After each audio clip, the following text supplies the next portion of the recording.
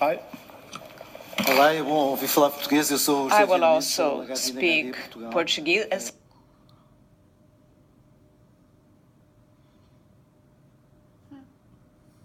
I work for a newspaper called HD from Portugal. Pronto, eu gostei muito de ver I enjoyed faceta do Tiradentes, que eu não watching conhecia.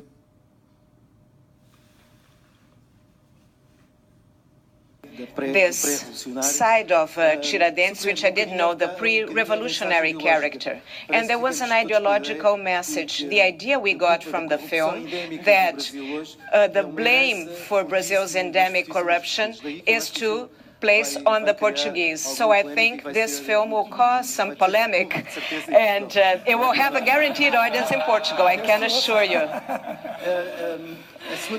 Second question. It's a question to the producers. Well, are you from Angola, Isabella? Do you come from Angola? Yeah, I have ancestors who came from Angola and Guinea-Bissau. Well, I think that the Quilombo nation is one of the tribal nations from Angola. I think it's well represented. But why was there not an Angolan co-production? Why did you not opt for an Angolan co-production? When we watch certain takes, we see Julio, and Julio reminds me of Lula, of President Lula, former President Lula.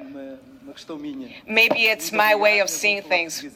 And I adore the idea of being able to speak Portuguese in Berlin. I really enjoy it. Well, I'll start answering your last questions. What I like about cinema is that once the film is over, the film belongs to its audience, and the audience can do with it what it wants. I started making films going to a cinema club, and once the films were over, I met with friends, and we spoke about the films we had just seen. You've seen the face of ex-President Lula in Julio. I mean, it's wonderful. It's your interpretation, and it's great. When I was a child, I wanted to study this hero called Tiradentes, and I read history books, and he was always portrayed with a huge beard with long hair. And this in the 70s, while we were going through military dictatorship. So they presented Tiradentes like Jesus Christ. So what we wanted to do in this film is deconstruct this hero, because nobody asks to be a hero. Nobody wants to be a myth. I think it's your private circumstances that lead you to take certain decisions that are heroic or political, or to change paradigms. And that's what Joaquim did. And this was precisely what we wanted to do, cut his hair and transform him into a normal character, not a hero. And if you saw another man on the streets, similar to Julio, great.